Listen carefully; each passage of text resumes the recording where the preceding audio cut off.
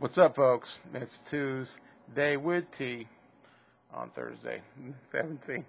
Yeah, that's right. That's how we do it.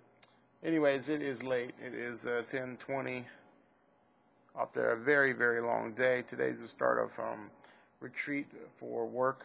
One of my jobs at Cortex, downtown Seattle. So for the next 5 days, be running a gun, get up at 3 o'clock in the morning, get home about 10 or so. And then Tuesday, Wednesday, we got Coldstream. And then, of course, that brings us into the holidays. Most excited about little baby Judith coming next week. I'm excited to sleep with her in the bed and just give her kisses and loves.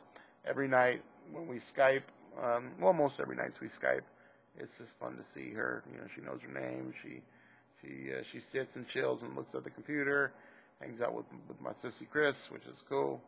But regardless, I'm really excited to actually have her lay in the bed with me next week.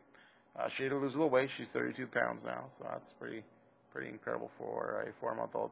Sorry, my eyeballs are itching me to death, and I got nobody here to scratch them. Oh, the life. Anyway, so we had a lot of good things happening. Got a lot of comments last week from a post, more on private email. Just, hey, thanks for the share. And a couple folks asked, do you talk about, family and spinal cord injuries and coping? And the answers, of course, all those questions are yes. And thanks for the couple comments again, mostly private on my closet. I try to keep everything nice and clean. It's just, it's just what I do. And so, anyways, we got some good things happening after these retreats and the holidays. Time to hit it hard. We got a good holiday event coming up, both for the SCIW as well as one of the partners of TSF, Denali. Looking real forward to that. I got this wonderful woman, good friend of mine named Kari, joining me that evening on the 10th. I got a couple of surprises set aside for her so she can have a really cool day, real special day. But it's just going to be good. Have some good food and good dancing and get to dress up, as I like to do that. And, of course, Aaron and I will be working here in this next month or so on our next projects that work with Nordstrom's and doing different sort of clothing and pictorial and sort of the dandiness of Todd, which I looked that word up.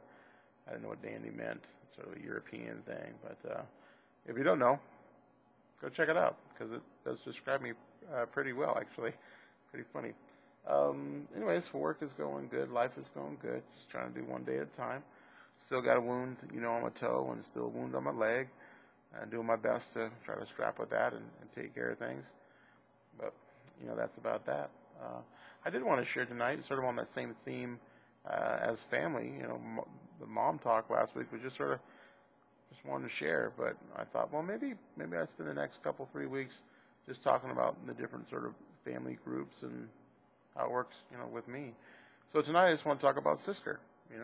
My sister, her name is Christy, wonderful woman, lives in Seattle, as a kindergarten teacher, and has recently agreed, as you all know now, to help me raise Judith, the English bulldog that I bought. And anyways, I just wanted to share a little bit with you about my sister and what it means. We did talk a little bit about it in the post last week, where after I got injured, she sort of took a back burner and ended up sort of sharing that very visually with my mother with the bottle of pills, saying, "Hey, what do you want to do here?" And of course that made my mom see Christy in a different light and begin to realize that she can't focus just on one sibling. It is interesting. My sister wrote actually her thesis on having basically siblings with disabilities, and she's got an incredible story. On her own, it's happy, it's sad, it's horrific, but that's something for her to share. And on this end, as the person with the disability, I always felt like I just sort of robbed from my sister Christy, and that took me a long time to get that figured out. And that was my sister-in-law, by the way, that just walked by. And she might actually do that again, but it's okay. Deal with it. She's helping me out. And Christy, being 4 years older or so than I am, always played the big sister role. And of course we fast forward that now. I'm 32 and she's 36, and she always has my back, always. And I have to imagine sometimes that probably can't be all that great. Sick or good things, bad things, whatever. I mean, she's always there. And I'm not dogging on Christy at all. She's a fantastic woman. What an incredible sister. At times, I just wish I wasn't in a chair, or I wish, she could relax or take a break at what it means to have a brother with a disability. She's the first to call. We talk almost every day. We have our questions that we go through.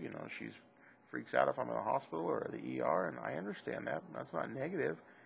It's just there's always so much relating to her little brother, her little broken brother, and I know that she's grown up, over the years and has learned to do what she needs to do to keep that separated. And I guess, for me as somebody with a disability, speaking for all folks, I just want to share one, thank you to siblings, thank you to whether it be older or younger, but for me, thank you to my big sister Christy, who constantly 24/7 has my back. We'll do anything to just put a smile on my face. I mean, she came down one time to a gig in Bremerton. I was going to open up a concert, do a little bit of shtick. I had I had no idea what time I was going to go on.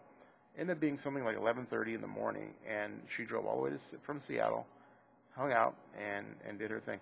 My ex-girlfriend wouldn't even do that. Period. Someone who you think would be in that space. And that's okay. That's her deal, right? Her story. But my sister, non-stop, always doing what she can. Always going above and beyond. Hey, I'm going to hang out this Saturday. And she ends up bringing a bunch of cookies and muffins. I just think that's fascinating. Someone who always is on and really doesn't turn off, or at least doesn't show it. And again, that's for her and her story. But I just wanted to say thank you to siblings, and specifically my sister Christy. Christy, you are a wonderful woman. I love you to death, and I thank you for everything that you do for me, even when you don't want to do it. And I guess I just want to say that I really honor you, and I respect you and appreciate you for everything that you do, whether you want to do it or don't. I guess I just want to make sure that you know that. And I know I'm getting circular and maybe even stuttering a little bit, but I think, Christy, you need to hear that. You're a great sister, a wonderful aunt. You really got this thing. You're a good teacher. And you continue to do what you need to do in your world, and you continue to grow and shine and flourish. And I love having Judith with you. I really do. What a great experience a brother and sister can have to sort of hang out and raise a dog together. So, anyways, Christy, keep it going.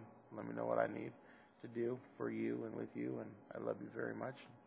Thank you for always being there. Okay? All right, folks. Well, that's 7 minutes. I love you guys. You take care. Bye-bye.